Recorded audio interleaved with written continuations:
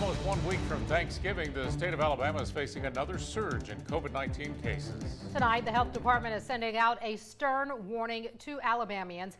Evaluate your risk before heading out for your Thanksgiving holidays.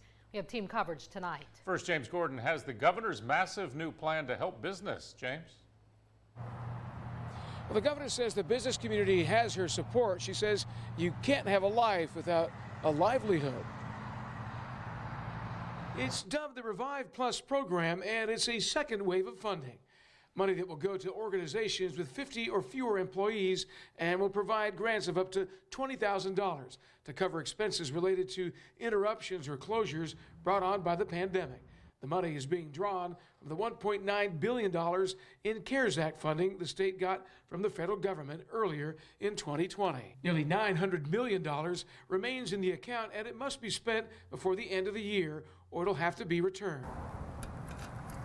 Rich Rogowski and his wife are open for business, but running this small teacher supply store in Daphne hasn't been easy. Early on during the pandemic, there were losses. Teachers weren't teaching, and kids were not in school. Now, a lot of your teachers don't want the older themes, they want the newer themes, so now you're stuck with a lot of the older inventory. Today, that inventory is on sale to move it quick, and the new money announced by the governor comes at the perfect time. As far as your food industry or your trinket stores, your hair salons, any of the businesses, your gyms, all going to feel the impact as much as we are.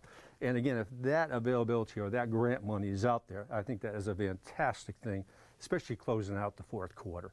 Governor Ivey today said the state has spent more than $1 billion of federal COVID relief money, and it became evident the group most overwhelmingly hurt during the pandemic were the small mom and pop shops. So this is very good news, especially if maybe a small business or nonprofit wasn't able to tap into the federal dollars for the recovery program.